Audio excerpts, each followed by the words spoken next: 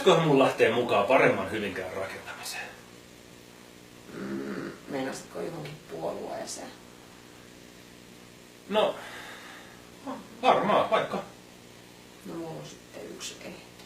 No, Perussuomalaisia. no tietenkin. Perussuomalaisten linja on ollut hyvä. Estivät sen paskalainkin. Ja Guggenheiminkin taklasivat. Ja suomalaisten turvallisuudesta huolehtivat. Se on tärkeintä. Ja sitten maahan tunkeutuneiden rikollisuudesta ja sopeutumishaluttomuudesta ne on myös varoitelleet. Moi, Mariskilän Timppa, Hyvinkään perussuomalaisten puheenjohtaja. Hyvinkäällä perussuomalaiset ovat saaneet aikaiseksi paljon. Perussuomalaiset ovat parantaneet kaupungin elinvoimaa ja hyvinkääläisten hyvinvointia.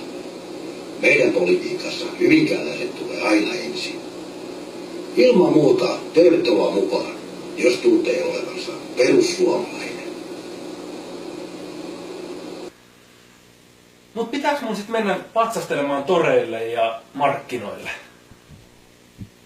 No siellä tutustuu hyvinkääläisiin ihmisiin ja pääsee kuulemaan, että mitä hyvinkääläiset on mieltä hyvinkääläisten asioista. No totta. Toi on kyllä totta. PS nostaa sykettä tähän kaupunkiin. Nostaa sykettä. Kuulostaa hyvältä. Jes. Lähetään messiin. Tai mä lähden.